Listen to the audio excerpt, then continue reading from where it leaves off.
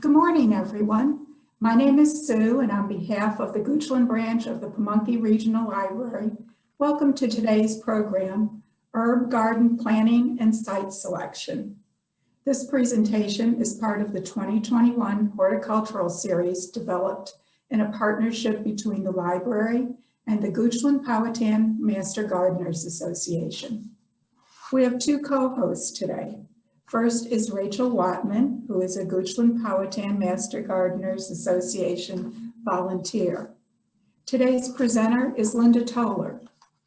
Linda has gardened in a variety of regions, from the fertile farmlands of central Ohio to the rocky glacial soils of upstate New York to the mucky clays in the hot, humid mid-Atlantic Piedmont. Currently, she and her husband garden in western Goochland County, growing vegetables, fruits and berries, herbs, shrubs and perennials, and anything else that catches her fancy. Linda has been an Extension Master Gardener for over 10 years and is currently the project leader for the Dirty Hands Project, which maintains 2 demonstration gardens on the Goochland campus of the Reynolds Community College.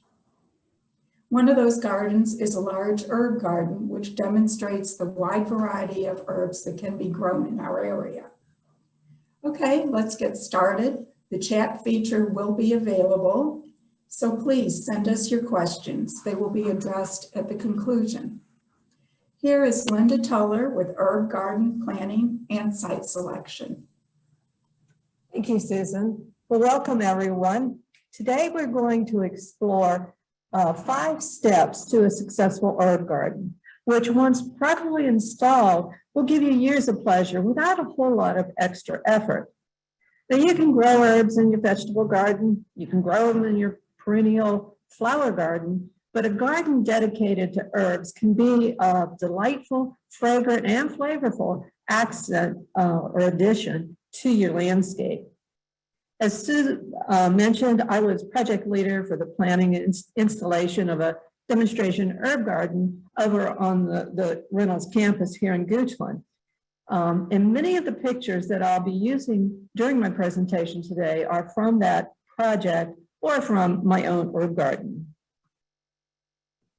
Now, a few gardeners grow herbs for medicinal purposes or for organic dyes, but most of us grow herbs for their flavor and or fragrance.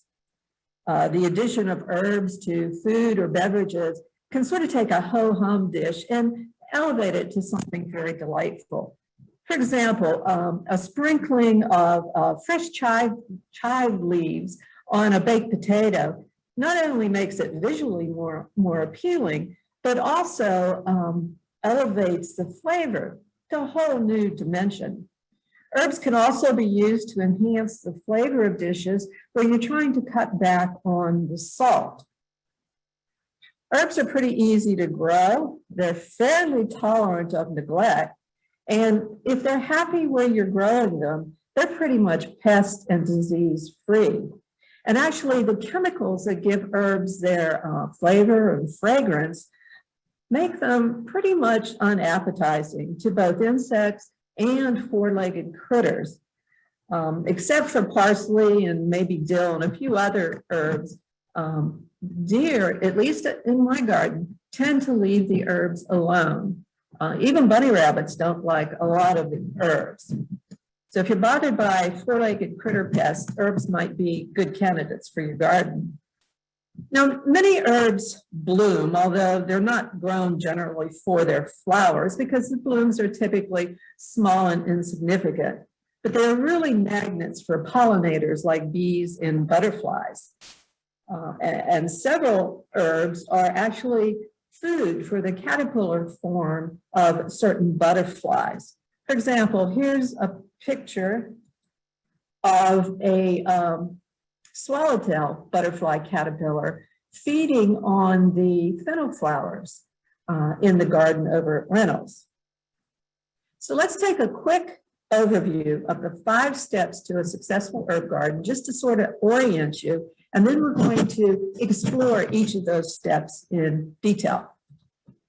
Now, the first step is really the fun part. That's where you decide what you want to grow and what kind of growing conditions those plants need. The next step is to select a location in your garden or in your yard that provides those growing conditions. The next step may sound sort of unnecessary, but it really helps you succeed in getting your herb garden off to a good start. And that is to prepare a scaled plant layout drawing, indicating where you want to place your plants in the garden. The next step is going to take the most effort. This is the preparing of the garden site to provide those growing conditions that herbs really like. And then the last step is the most rewarding of the 5 steps. And that's where you go to the nursery, you buy your herbs, and you put them out in your prepared garden according to your garden plans. Now notice in these 5 steps, and they're sort of in chronological order, the first step is not go to the nursery and buy some herbs. If you do that, you're probably setting yourself up for failure or a lot of extra work, and you may even lose some of your herb plants in the process. So let's take a closer look at what's involved in each of these steps. Remember, the first step is decide what you want to grow. Now, if you're new to growing herbs, you may be going, what do I grow? Well, a good starting point is to start with your favorite flavors or fragrances. For example, if you do a lot of Italian cuisine cooking, then you might want to start with herbs that are typically used in that cuisine, like basil and thyme and oregano and rosemary. Or maybe you want to grow herbs that have sweet fragrances, so you can use them in your own homemade potpourris. Or maybe you're interested in growing herbs to make teas. It's really up to you what you grow. The key thing is make sure that you can provide the growing conditions that those plants need. Now, if you need some additional inspiration in sort of deciding what to grow, some good places to look are books on herb gardening. Most of our public libraries have a number of books on herb gardening, and those books generally have a list of herbs in them and descriptions of the herbs and their growing needs. You can also, visit nurseries in our area and look at the herbs that they have offered, especially in the early spring. You don't want to be buying yet, but you can certainly look and sort of decide which of those plants you might want to include in your garden. One of my favorite places to look for information about herbs are herb catalogs online. And in the handout that goes along with this talk, I have the web addresses of a couple of herb catalogs and have a very nice selection of plants or seeds, either one or the other, that you can explore.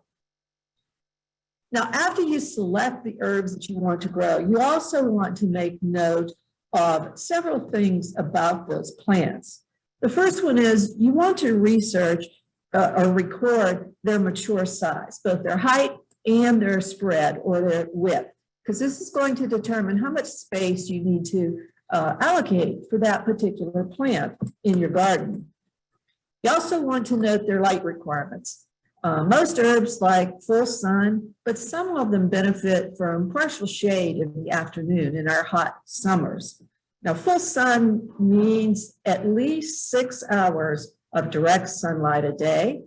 Partial shade usually means about 4 to 6 hours of direct sunlight a day. You also want to pay attention to how much water does the plant need. Now, a lot of the herbs that we'll be growing for flavoring are from the Mediterranean, and so they like it fairly dry. But there are other herbs like basil and mint that like conditions a little bit moister. And so you want to pay attention to what the moisture needs are for your plants. The other thing you want to note is their hardiness zone.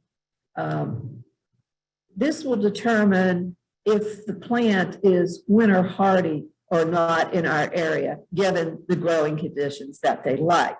Here in Central Virginia, we're typically in zone 7. Plants that have hardiness zone numbers greater than 7 are not going to be winter hardy in our area. Those that have hardiness zone numbers of 7 and smaller will likely be winter hardy in our area without any trouble. And the last thing you want to make a note of is the plant's growth habits. Note if the plant gets tall and floppy, and it's recommended that the plant be staked. Or perhaps the plant readily reseeds. And if you don't remove the flower heads before they go to seed, you're going to have that plant all over your garden the next spring. Or maybe the plant is like mint and it spreads aggressively by underground runners. So you may want to sort of corral that plant in your garden to keep it from taking over your garden. And the last great resource that you might want to explore is talk to other gardeners who grow herbs in our area. There are some herbs that look fine on paper, but they actually don't perform very well here in Central Virginia. They either don't like our hot, humid summers, or they don't like our cold, wet winters. And a good example of that is French tarragon. On paper, it looks like it should survive in our area without any problems whatsoever, but it really doesn't like our cold, wet winters and early spring. And so generally, folks who grow French tarragon just grow it as an annual because it doesn't make it through the winter. Now, you may be wondering, well, where can I get all of this different kind of growing information about the plant? Well, there's a lot of places you can look, but one of my favorite places to go is the Missouri Botanical Garden Plant Finder tool. This is the address for the tool. It's also in the handout that goes along with this talk, so you don't have to write it down. Personally, I'm not very good at typing in all that stuff. And so if in your internet search engine, you just type in Missouri Botanical Garden Plant Finder, that will take you to the tool. Now, this tool has growing information for about 7,500 plants that are grown in the Missouri Botanical Garden. And the thing I like about this tool is that the Botanical Garden is located in St. Louis, Missouri. And St. Louis has about the same climatic conditions as we do. And so their observations on how plants will perform are pretty spot on for our area as well. So either approach will take you to the search page of the Plant Finder tool. And what you want to do at this point is type in the name of the plant that you want to find information about in the search box. So let's say we've come across an herb called garlic chives, and you decide that that's a candidate for your garden and you want to explore what the growing needs are for that plant. So you type in the plant name. It can either be the common name or the botanical name, and you click on search.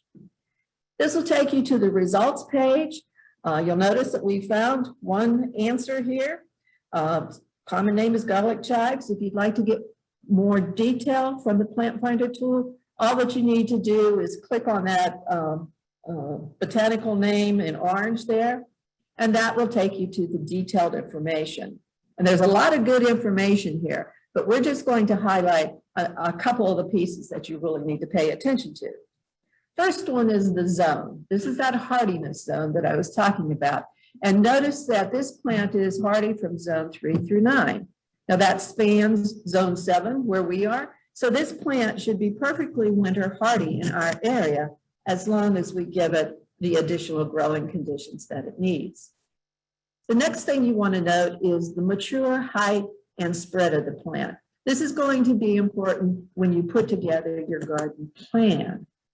Herbs don't like to be crowded, and so you want to pay a special attention to the spread and give them enough room that they can have good air circulation around the plant.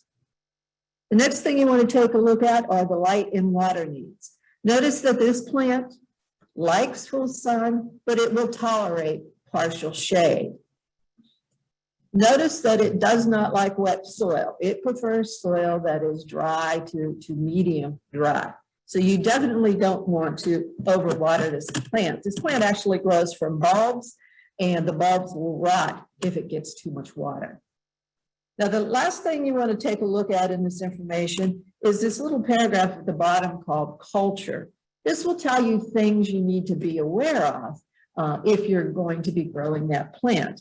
And one of the things it tells you down there is that the plant readily reseeds. And if you don't want it to readily reseed in your garden, then you need to remove the flower heads before the seeds form.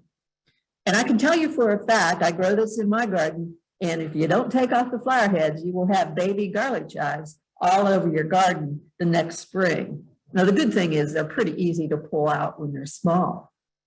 Now, the final thing you want to note on this page is the scientific name or botanical name for the plant up at the top.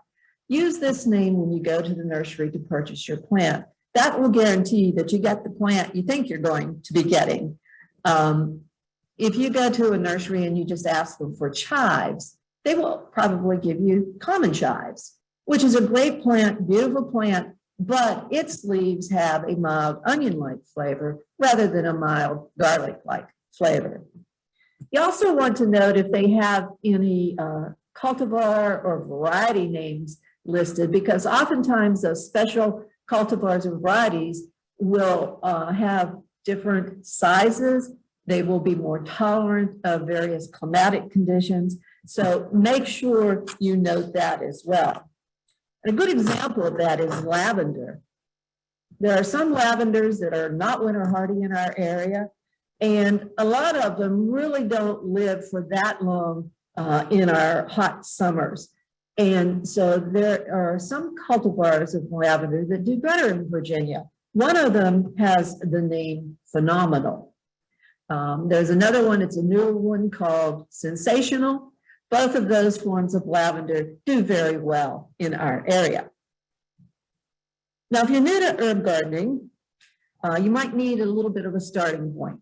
And so here are some herbs that are fairly easy to grow and useful for cooking. All of these herbs, except for the ones with A and B after them, are perennial in our area, which means they're going to come up year after year for you. The ones with the A are annuals, which means they're going to die at the end of the growing season. Parsley is a biennial, which means it will make leaves the first year. The second year, it will put up a flower stalk, go to seed, and then die. So the annuals, you can actually start from seed. Dill and cilantro, you can directly sow them in your garden in early spring once the soil is dried out enough that you can work it. The same is true for parsley. Now, basil likes it hot.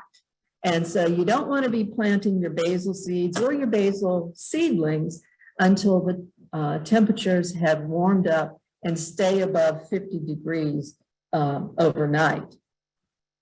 Now, if you'd like some starting herbs for fragrance, here's a nice starting list. The lemon verbena has lemon scented leaves. Scented geraniums have leaves that have a whole bunch of different kinds of fragrances. You can get ones that smell like roses or pine or orange or apple, and they all have interesting leaf textures. Roman chamomile has a scent sort of like apple and pineapple. Now, lemon verbena and scented geraniums are tender perennials. What that means is in a mild winter, they may make it through the winter without any trouble, but generally they don't make it through our winters. So if you want to overwinter these plants, what you can do is before the frost hits in the fall, dig them up, put them in a pot, and overwinter them indoors. Or if you want, you can actually take cuttings of the plants this time of year, root them out, pot them up, and grow them indoors over the winter. So you've decided what you want to grow. Now the next question you want to answer is, well, how many of these things do I need to grow? Well, unlike bedding, flowering annuals, you don't need a whole lot of a specific herb plant in order to get enough to use for cooking, for example. This table is from Mountain Valley Growers, and this is also in the handout that goes along with this talk, so you don't have to be noting all this down. I'm not going to go through the whole table with you, but note that in general, you only need 1 or 2 of the perennial herb plants to provide enough herbs for cooking for an average size family. I'll point out a few things here. If you use a lot of bay leaves, you can grow your own bay plant. Unfortunately, it's only marginally hardy in our area. If the temperatures drop below about 28 degrees, the plant is not going to survive. So what most people do is they grow their bay plant in a pot and they bring it indoors when the temperatures drop below 28, and then they put it outside next summer, and it does just fine. Rosemary sort of falls into that same category as far as winter hardiness. There are 2 cultivars of rosemary, Salem and Arp, that are pretty reliably winter hardy in our area, and they're readily available. So you might want to look for those if you decide you want to grow rosemary in your herb garden. The only herbs that you really need to consider growing sort of not a whole bunch, but a lot more of are some of the annual herbs. For example, if you plan to use dill to make a lot of dill pickles, or you use a lot of dill in your cucumber dishes over the summer, you may need to grow a few more dill plants, maybe 4 to 6 plants. Now, if you like basil and you want to use basil to make pesto, for example, there's a little rule of thumb that they had on this site in that it's 3 cups of basil leaves make enough pesto to sauce about a pound of pasta. So depending on how much pesto and basil that you plan to use, you may want to grow anywhere from 6 to 12 basil plants. So you've decided on your plants, you know what their growing conditions are. The next step is to find a place in your yard that provides those growing conditions. First thing you want to look for is it a sunny spot? Remember, it needs generally about 6 hours of direct sunlight a day. Probably what kills more herbs than anything is poor drainage. So you want to find a spot in your yard that has good drainage. And I'll tell you in just a minute how you can sort of do a quick test to see how good the drainage is in the area that you selected. You also want an area that has good air circulation. Don't pick a space between 2 walls of your house, for example, where the air is sort of stagnant. Poor air circulation can cause your herbs to either get diseases or even rot. You also want to pay attention to the soil's texture and fertility. Herbs like soils that are sort of loamy and loose. They do not like mucky clay soils. The good news is that most herbs don't like real fertile soils, so you don't have to worry about that particular aspect. The next thing you want to take a look at is the slope of the site that you've selected. It's better to have sort of a flat area, because if you put your garden on a hillside, when we get, these gully washers, like, I don't know about you all, but we had last night, it's going to wash all the mulch and the soil and maybe even the plants out of your garden. So look for an area that's relatively flat. And the last thing you might want to consider, and this is not 100% necessary, but try to choose a place that's close to your house, so that when you're cooking and you think, oh, I need to zip this dish up a bit, you can run out to your herb garden real quickly and pick something and bring it in to use.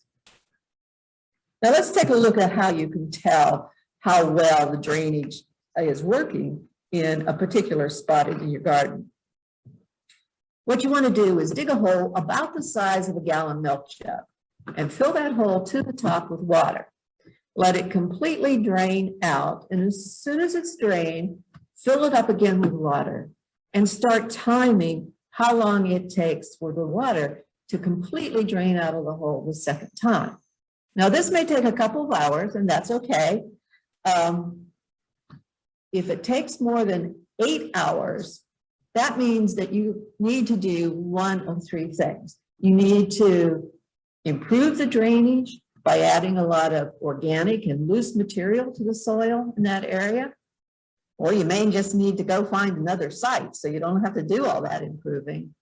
Or your third alternative is to build raised beds and fill them with good garden soil so that the plant's roots grow in the raised beds and instead of that poorly draining soil. Now comes what I think is a fun but challenging part of the exercise, and that is to prepare a scaled drawing of your garden. Now, when you do that, there's 4 things you need to consider. What style do you want your garden to be in? Remember, you're going to be looking at this thing all the time. So do you want it to be formal or informal? How big do you want your garden to be? That's going to sort of be determined by how many plants you want to grow.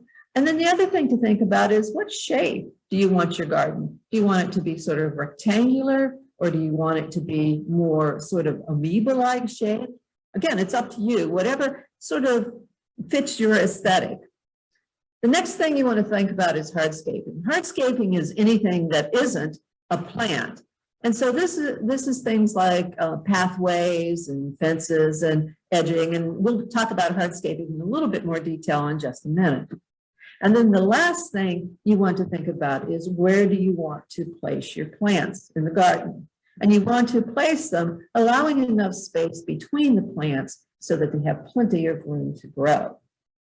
So let's look at each of these points in a little bit more detail. As far as garden style is concerned, there's sort of 2 ends of the spectrum.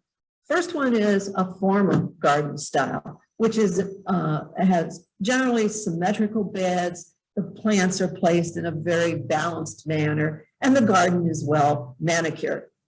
Usually the features in formal gardens are more upscale, more expensive. I personally am sort of drawn to the formal garden style. I like that sense of symmetry and neatness. But are my gardens formal? No, because it takes an awful lot of work to maintain these formal garden styles. You can imagine all the work that goes into clipping these plants to keep them looking good. And if 1 or 2 plants in this border here happen to die, it would stick out like a sore thumb. So at the other end of the spectrum is the informal garden style. These kinds of gardens are more free form. The plants are planted in a more flowing manner, and the materials used in the garden are generally more not as I'll call it upscale. For example, this garden here has a gravel pathway through it rather than a fancy brick or stone pathway. Usually the features in the garden are more whimsical as well. A lot of our gardens may be a sort of a mixture of formal and informal, and this is a good example of that kind of mixture. Notice that the beds are laid out in a very formal, rectangular manner, but the plants within the beds are planted in a very informal style. And notice that the mulch material, the material along the pathways is just mulch. So you can pick whatever style suits your fancy, perhaps suits the design of your house. You also want to determine how big of a space do you need for all these plants you want to grow. Now, if you have unlimited space, then the number of plants is going to control how big the garden is. But if you're sort of restricted on, the size of the garden, then you might have to cut back on some of your plants. This is where you sort of balance those kinds of things. The other thing before you start drawing your plan, you sort of want to have in your back of your mind is, do you want your garden to be sort of rectangular or maybe some other type of geometric shape, or do you want it to be more curvy and free form? Now, hardscaping, as I said before, is anything that isn't a plant. And so when you're drawing up your plan, you want to place your hardscaping on the plan, because where the hardscaping is, the plants will not be. So there's different kinds of hardscaping, things like edging or fencing, pathways through the garden, even raised beds in your garden, and other features that give your garden personality.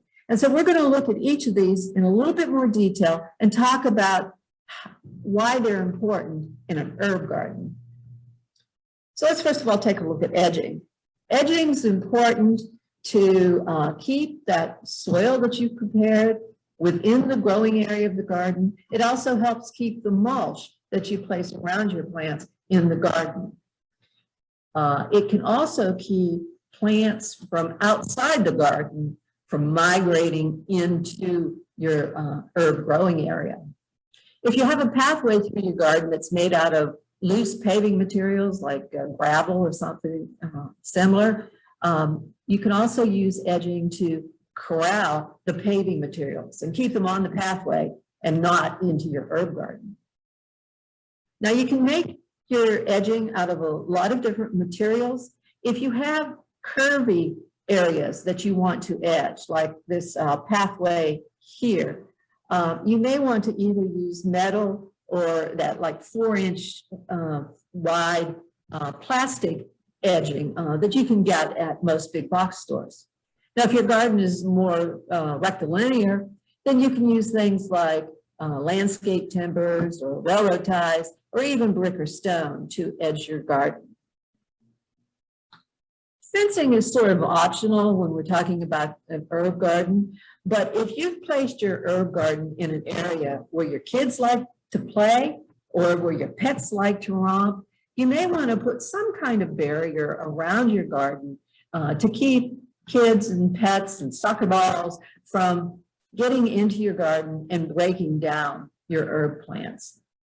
Now, this is the fence that we put around the garden at Reynolds to not so much keep kids and pets out, but to hide an ugly view. So if the only place you can put your herb garden is in front of your compost pile, you might want to, put a little bit of fencing up to hide that, ugly compost pile. You can make your fencing out of a variety of materials. You can just take, if you have a bunch of, twiggy growth in your woods, just take twigs and put them in the ground around your garden. That will discourage sort of pets and kids from coming into the garden. You can make your fence out of fancier materials, like a picket fence or a lattice fence like we have here, or you can get really upscale and build, a fence out of metal, brick, or stone. Now, I said hardscaping was anything that isn't plants, but in my own personal herb garden, I actually use, let me see if I can I'll blow this up a little bit. I actually used Japanese holly as the fencing to separate my herb garden from my driveway. That discourages things from coming from the driveway into my herb garden. So it's up to you what you would like to use to discourage things from coming into your garden and breaking down your plants. Now, most plants don't like growing in compacted soil, and herbs are no exception. And what this means is that you really should not be walking on your herb garden soil when you're doing maintenance like weeding or when you're harvesting your herbs for use. And so if your garden is going to be big enough that you cannot reach the interior of the garden from the perimeter of the garden, then you probably want to consider a pathway through your herb garden. And your pathways can be made out of, again, a lot of different materials. It can be as simple as a grass pathway through the garden, or it can be made out of, inexpensive materials like mulch or gravel, or you can get really fancy and put in a nice stone or brick or landscape paver walkway. It's sort of up to you and how much work you want to do.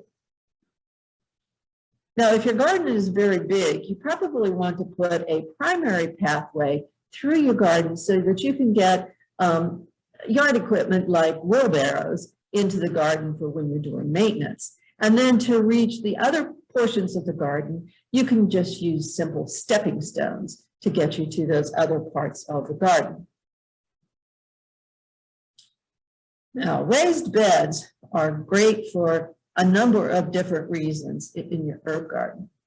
If the only sunny place you have is poorly drained, you may want to just build raised beds in that area and grow your herbs in the raised beds so their roots stay out of sort of that mucky, poorly drained soil. If the only place you have in your yard to put your herb garden is an area where, let's say, a kid's swing set used to be, or where cars are often parked, and the soil is really tough and compacted, instead of trying to dig through that soil and improve it, what you might want to do is just build raised beds on top of that soil to grow your herbs. Now, in our garden at Reynolds, we actually put in this circular raised bed here for two purposes. The first was to provide a place where we could grow herbs that liked really good drainage, primarily lavender and thyme. We also put the raised bed in to serve as sort of a focal point in the garden and to draw your eye through the garden. The other place that we used raised beds in the Reynolds garden was to corral the different types of mint that we wanted to grow in the garden. To do that, we built these raised beds just out of stacked brick. We lined the brick with landscape fabric, and then we planted our different types of mints in these different bays. Has it kept the mint totally within those bays for the past 6 years? No, but it certainly slows the mint down. You can build your raised beds out of a variety of materials. Stone and brick are a little bit more expensive, but they certainly do make for what I think are nice looking raised beds. You can also use things like cinder blocks or landscape timbers, or even, a circle of corrugated metal will work fine. I've actually seen pictures on the internet where people have used upside down empty wine bottles to surround their raised bed, and then they fill it with soil. You have to drink an awful lot of wine to make a big wet raised bed, but maybe that's not a problem for some folks. The other option, instead of building a raised bed, is just to use very large pots.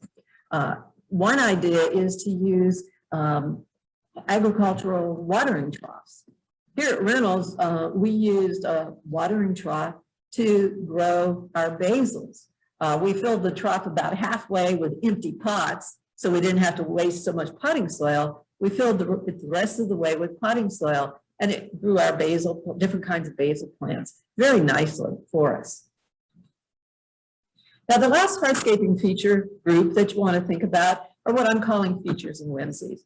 These are things that give your garden personality. So you might want a bench where you can sit and observe your garden growing, or observe the critters that visit your garden, or water features to, again, attract insects to your garden. Or if you have a sort of goofy personality, you might want to consider adding things like a pot man, or either rusted or painted old pieces of equipment, or funky looking pots. It's really up to you, and you can get lots and lots of ideas on the internet if you'd like to add personality to your garden. All right, so we've thought about what we want to grow. We know what kind of growing conditions they like. We know what kind of hardscaping, if any, we want to put in our garden. Now we're ready to start drafting our garden plan. I would suggest that you got some graph paper that has a 1/4 inch grid on it. And you use the scale that 1/4 of an inch equals 1/2 foot. This is a pretty easy scale to work with, and it's going to fit with most home gardens.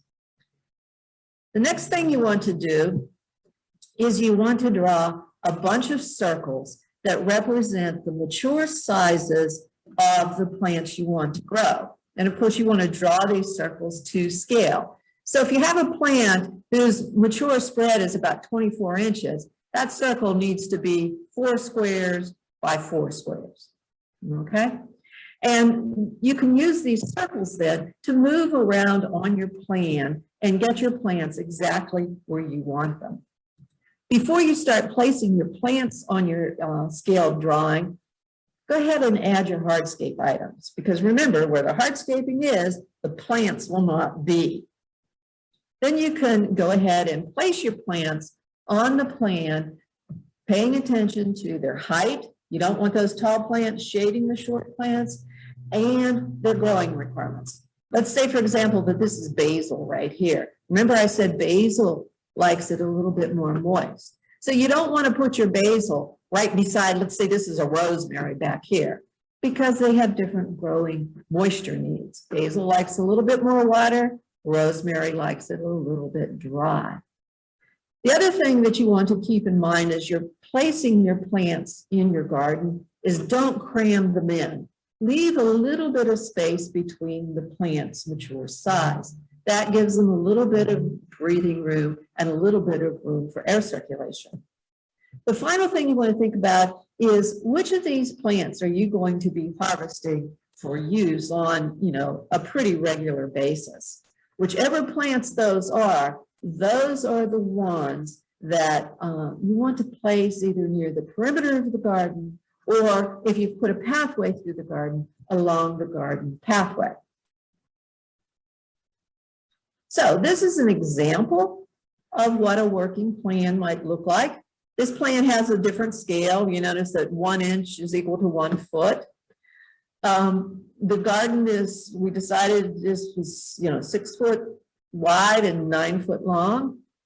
With that size, you can really reach the interior of the garden from the perimeter. So notice that there's no pathways, there's no hardscaping for this garden, other than a couple of decorative stones near the center of the garden.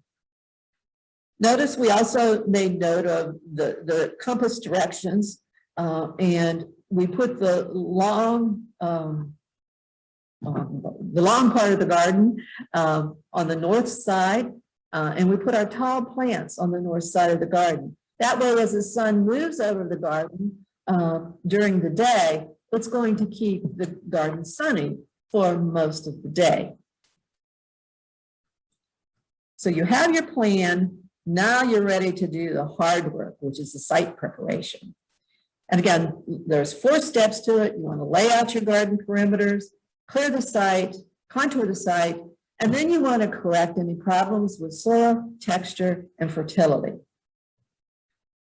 So you want to lay out your garden using your scale drawing. Now, if your garden is sort of geometric, like a triangle or a rectangle, you can lay it out using stakes and string. If your garden is a circle or more of a free form shape, you can lay that out using either rope or garden hose. Once you've laid the garden out, you want to mark the perimeters of your garden area. And there's a couple of ways that you can do that. One is you can, buy landscape marking paint. It's in a spray can that sprays upside down. Or you can use the white horticultural line to mark the perimeters. What I like to use is just plain old baking flour. It's organic, it's readily available, it's cheap, and it's very easy to erase if you need to start over again. Once you've marked the perimeters of your garden, the next step is to clear it. Now, if you have any plants growing in that area that you want to keep, I would suggest that you dig the plants out, pot them up, give them a drink of water, and set them aside until you can use them again. You can replant them in the area if you want, but it's much easier to do the site preparation without having to dodge around existing plants. Now, you want to clear the area of vegetation. There's a couple of ways that you can do that. If you want it done quickly, one of the things you can do is use an herbicide. You want to pick one that is effective on both grasses and broadleaf weeds. A good one to use is glyphosate, sold under the trade name of Roundup. When you mix it up, you want to follow the instructions to a T, follow any safety precautions, spray it on the area, and in about 2 weeks, the vegetation will have died, and you can continue on with your site preparation work. Now, if you have an area that doesn't have much growing in it, you can just go ahead and hand weed it. Now, if it's been sort of dry, you probably want to water the area before you get out there and start to weed it, just to make it a little easier to get the weeds out. You can also till the area, which will chop up a lot of the vegetation, work it into the soil, Any vegetation that's left on the surface of the soil, you want to go ahead and rake that up because it may sprout again for you. Another way that you can kill the vegetation in the area where you want to place your garden is to go ahead and mow it fairly close and then cover it with either cardboard or about 8 layers of newspaper. Cover that with about 6 inches of mulch and water it well. Now, if you do this in the fall, you're going to have a lot of leaves, chopped up leaves that you can use to mulch that area. Now, it's going to take several months for the vegetation to be killed and for that to all sort of break down, but the end result is a pretty nice planting area. The next thing you want to think about is the slope of the site. Remember, your goal is to have a relatively flat area with just a little bit of slope so that water doesn't stand in your garden area. You don't want any low spots, and you don't want areas where there's standing water. If you have any of those, you want to fill them in to discourage water from standing in those areas. Next step is to correct the soil's texture. Remember that drainage issue that we talked about earlier? And also make any adjustments to fertility. Now, herbs are pretty tough plants, as you can see by this fennel growing in the crack between the sidewalk and the brick wall over at Reynolds. But if given the appropriate growing conditions, you can see that it can grow into quite a spectacular specimen. Now, herbs have pretty simple but pretty defined growing needs. They like well-drained soil, doesn't have to be real fertile, and they like soil that has a pH range around neutral, between 6.5 and 7. So let's take a look at how we can go about providing these requirements or meeting these requirements. First thing you want to work on is the soil's texture. And the best way to improve the soil's texture is to add organic matter. The organic matter can take different forms. It can be compost from your own compost pile. It can be chopped up leaves or leaf mold. It can be well-rotted sawdust or well-rotted manure. All of those are good ways to improve your soil's texture. Whoops, I jumped ahead too far there.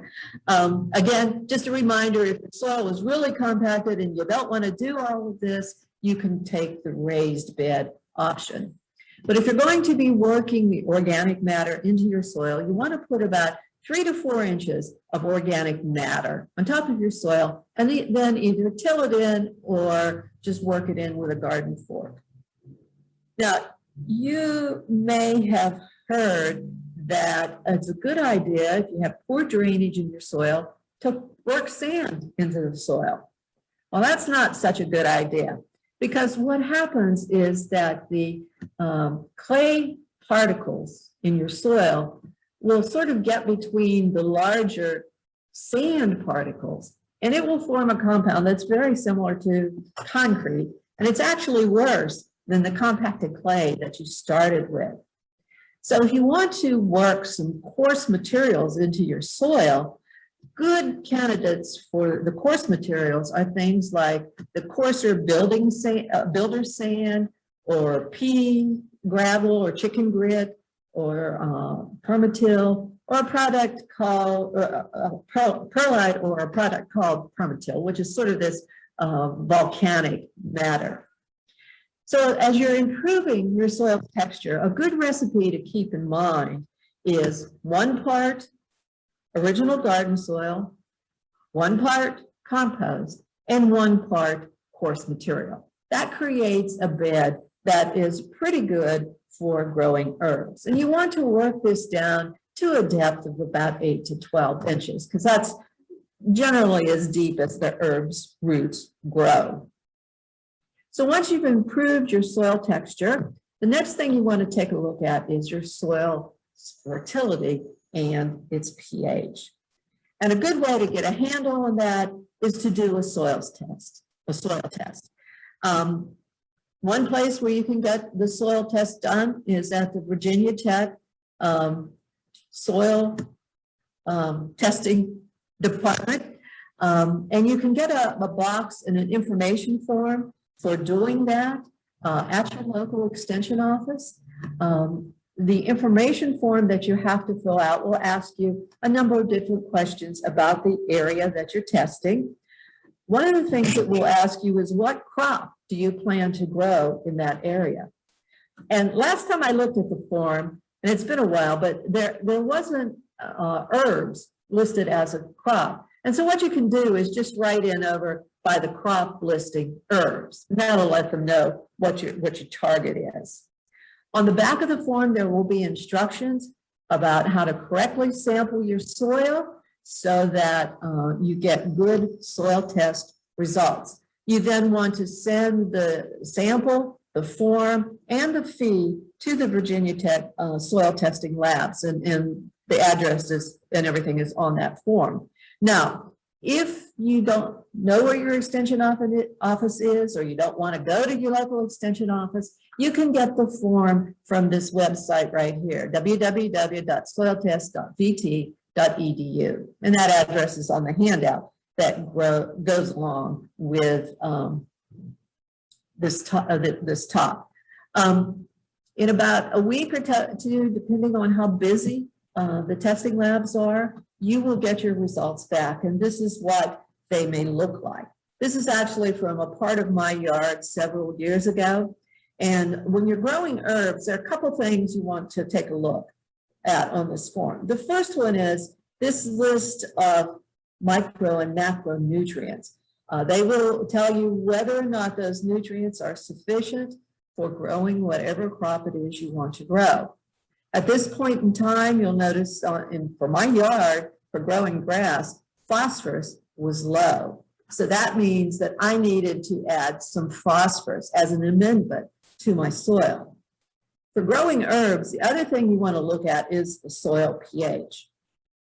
A lot of our soils around here are sort of acidic, and they're a little bit too acidic for growing herbs. And certainly this pH is a bit acidic. Well, let me talk for just a second about pH. pH is nothing more than a scientific measurement of how acidic a solution is. And it ranges from 0 to about 14 or so. As I said before, herbs like a pH of 6.5 to 7. Now, if you recall from my soil test, it said my soil's pH was 5.1. That means that I need to move it from acidic up to a little bit more neutral. And I can do that by adding lime. Now, if my soil happened to have a pH up around 8, that means I need to lower the pH, and I would do that by adding sulfur. Now, your soils test will tell you what kind of amendments you need to add in order to get your soil up to snuff for growing the crop that you specified. So here it tells me how much fertilizer I should add to correct the phosphorus problem and to add enough nitrogen for growing grass, because that was the crop I wanted to grow on that particular part of the yard. It also tells me how much lime I need to add and how much fertilizer I need to add. Once you've added the appropriate amount of amendments, you want to work them in the soil, again, either with a rototiller or just by shoveling them in. The next step is to install your hardscape. You want to do this before you plant your plants. It's much easier to do this hard work without having to dodge around your plants. Now, when you go into nurseries and plant places this time of year or a little bit later, you're going to see all kinds of signs up saying fall is for planting. And that is indeed true for trees and shrubs and hardy perennials. But it's not so true for herbs. The best time to plant your herbs is in the spring. There's several reasons for that. First reason is it gives the amendments that you added to your soil enough time to work into the soil and do their magic. It's also when you will get the best selection of fresh herbs. And the final reason is that your herbs need to really have a growing season to settle in before our harsh winter weather sets in. So what you want to do is, once you've gotten your soil prepared, cover it with a thin layer of mulch and wait until next spring to plant your herbs. Now, as spring approaches, you want to wait until the soil has dried out enough that you can easily work it. If your kids and your dogs have sort of trampled over your garden area over the winter, you might want to sort of rake it level again. Take out any weeds that have sprouted, because all they're going to do is grow even more. And then finally, you're ready to lay out your plants according to that plan you drew, and get them in the ground. Now, when you start laying out your plants in your herb garden, they're going to look pretty skimpy, because remember, when you drew your design, it was based on the final size of the plant. And it only takes the herbs a year or so to grow into their full size. You want to plant the plants at the same depth as they were growing in the pot. Don't plant them deeper. Don't plant them higher above the soil. You also, it's a good idea to label your herbs as you plant them, because many small herbs look similar. So stick a little label in. Once your plants are in the ground, you want to put a thin layer of mulch over the entire garden area. You can use like light fluffy compost. What I prefer to use in my own garden are pine needles or pine tags. They provide a nice non-compacted mulch over the area. You want to water your plants in after you mulch them. That will settle the soil down around the roots of the plants, so you won't have any pockets, air pockets that might cause the plants to dry out. And then remember, herbs don't like, in general, a lot of water. So don't kill your herbs with water. What I recommend is about every 5 to 7 days. It's going to sort of depend on how rainy the weather is. Stick your finger down into the soil. If the soil is dry down about an inch or so, then give your herbs a little drink of water. If it isn't, they don't need any water. Now, there are some exceptions to that rule. Things like basil, for example, need a little bit more water. Again, let the surface dry out and then go ahead and water your basil. And once you've got your plants in, oh, one more thing I wanted to talk about before my final slide, and that is the timeline for doing all this. You may be thinking, okay, I heard her, I know what I need to do, but when do I need to do that? Well, you want to do your plant selection and your looking up of their growing conditions and the development of your garden plan sometime before mid to late summer. So either in the winter, the early spring, or in the hot days of summer is a good time to do that. Now in late summer, sort of we're approaching that time period now, is when you want to lay out your garden according to your plan, kill the vegetation, do your soils test, do any improvements of the soil texture, the soil fertility. And then as fall moves in, when the days get cooler, that's when you want to do your hardscaping. Now get that all in, get the garden leveled, and then sit back and let it sit until next spring, when you can go ahead and do your planting. And then you can sit back and enjoy the fruits of your labor. It doesn't take herbs very long to take off and really start giving. Okay, are there any questions?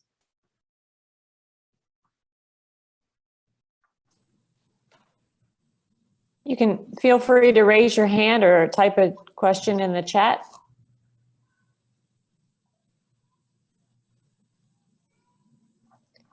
Linda, maybe I'll start with one. First of all, thank you. That was very informational and inspirational. I'm wondering if you can say a little bit more about containing, corralling the underground runners that occur with mint. I know you had the raised bed with the lining in it. Some of us have mint that's wild and rogue without the raised bed. Can you say a little bit more about containing that once it's in the ground? Sure. I have found one of the best methods for containing it is to use a ring of plastic.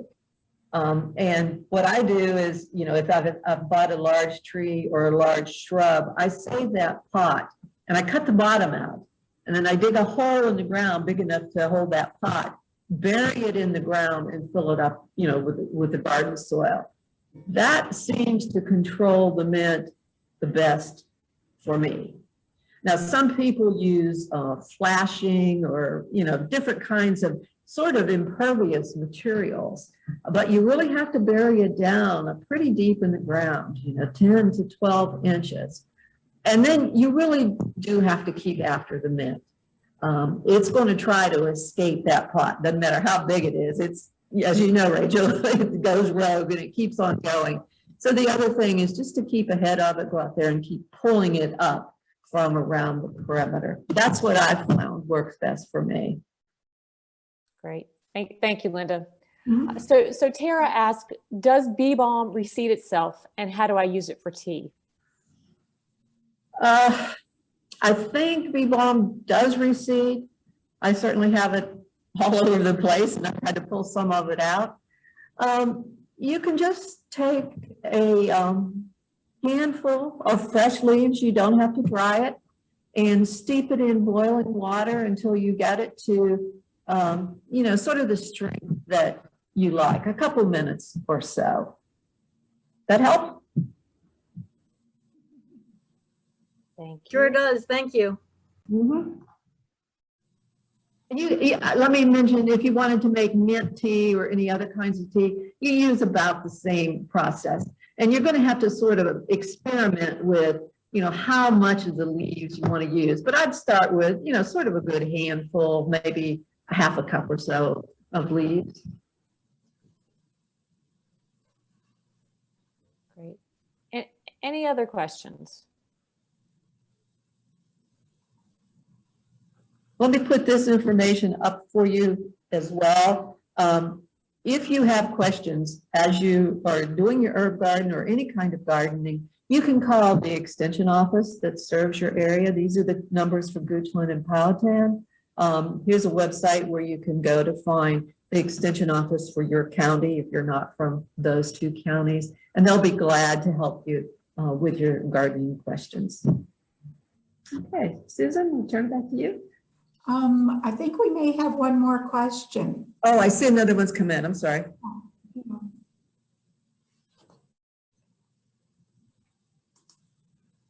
How do I determine the amount of sunlight my yard gets? You go stand out there and look at it. You go out there, you know, when you get up in the morning and note where the sun is, and then check it at noon, check it at dinner time. That's the easiest way to determine whether or not you're really getting 6 hours of sun. And remember, your plants are growing in the summertime, so you want to check how much sun an area gets in the summertime. Don't do it in the wintertime, because you know, I have areas of my yard that are very shady in the wintertime and much more sunny in the summertime. So do it, you know, this time of year. Okay, well, I'll go through a couple of points, but if our participants have any questions, please send them again.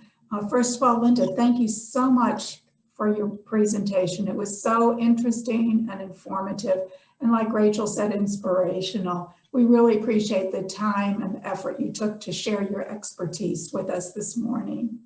And Linda mentioned the handout that's available. You can go to our website to the same area where you registered, and you can view it or print it from there.